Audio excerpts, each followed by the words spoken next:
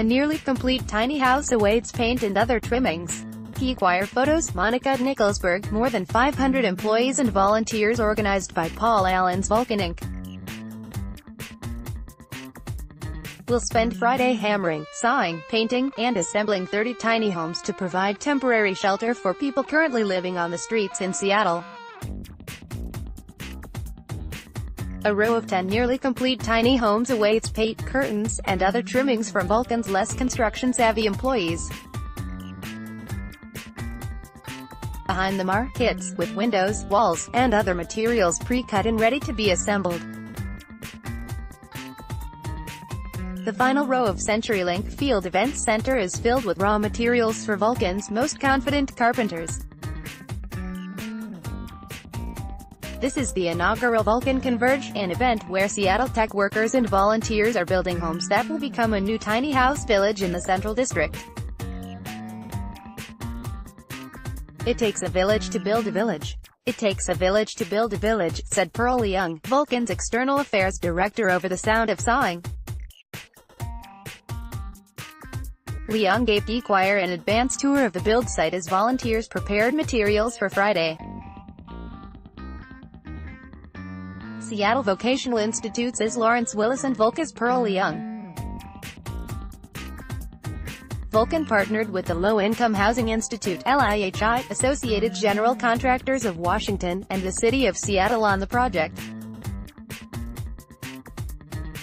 It is one of Seattle's largest tiny home builds to date.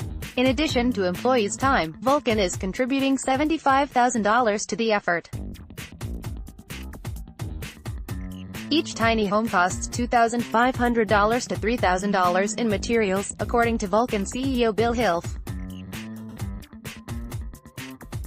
Hilf stressed the importance of having the adult supervision of experienced carpenters and construction workers in an interview with GeekWire.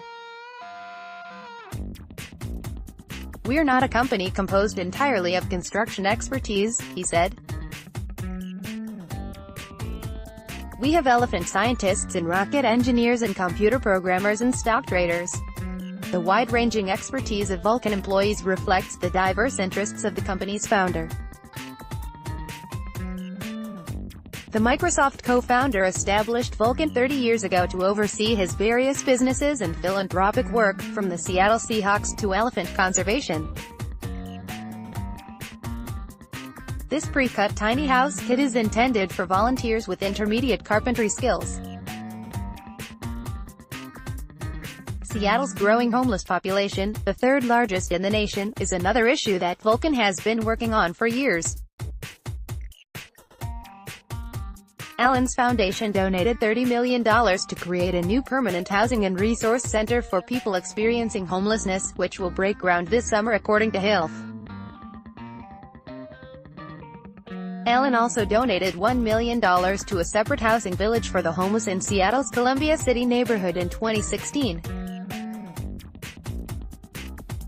Vulcan has a history of working with the City of Seattle on homelessness initiatives, but the two aren't always aligned when it comes to tackling this difficult problem. This month, Vulcan donated $25,000 to a referendum campaign seeking to overturn Seattle's controversial new head tax. The City Council passed legislation that requires businesses with more than $20 million in annual revenue to pay about $275 per full-time employee each year. The city will use the funds for affordable housing and homeless services. Willis chats with volunteers constructing a demo tiny house. Even before the tax on jobs or the referendum on the tax on jobs, long before that, Paul Allen and Vulcan have been focusing on homelessness here for many years. Hilf said, "This isn't a new issue for us. I think there needs to be a lot more alignment from the business community and the city to come together on how to solve this." Hilf, like many in the tech industry, believes the head tax takes the wrong approach to addressing the city's housing crisis. There is disagreement over the root causes of homelessness. Rising housing costs associated with rapid job growth. High-paying industries, like tech, is one factor. The high proportion of properties owned for single-family homes in Seattle is another. But the city council believes that the first priority should be building more affordable housing and says the head tax is necessary to fund that effort. We know that some of the largest corporations in our community have prospered right here on the workers that can no longer afford to live here. Councilmember Teresa Mosqueda told GeekWire earlier this month.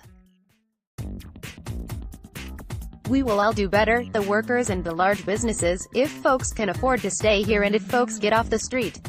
When the build is finished, Vulcan will transport the 30 tiny homes to a new village site at 1714 E. Yesler Way in Seattle's Central District. It will become LIHI's 9th tiny house village in Seattle. The Yesler Tiny House Village is intended to shelter about 60 people. It will have shared kitchen, laundry, and restroom facilities, plus a counseling center. Leung and Willis inspect a nearly complete tiny house.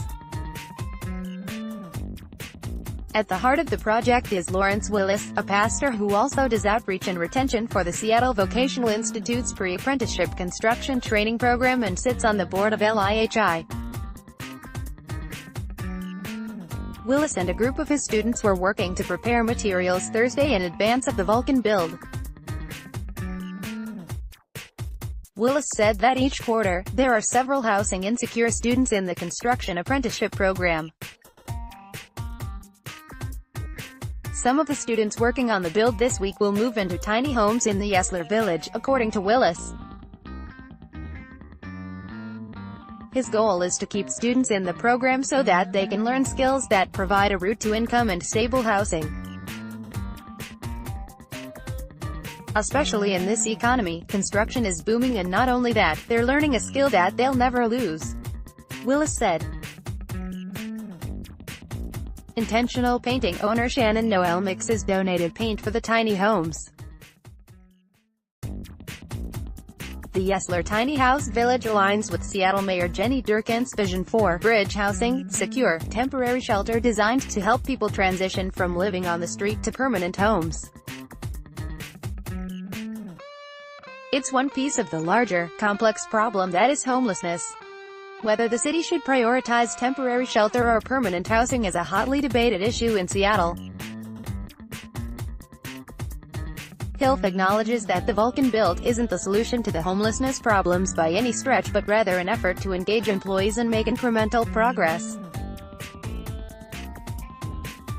As of Thursday night, there's going to be people living on the street, or in cars, he said. Can we give 30 or more of those people a place that has heat and a roof over their head? That will be the goal.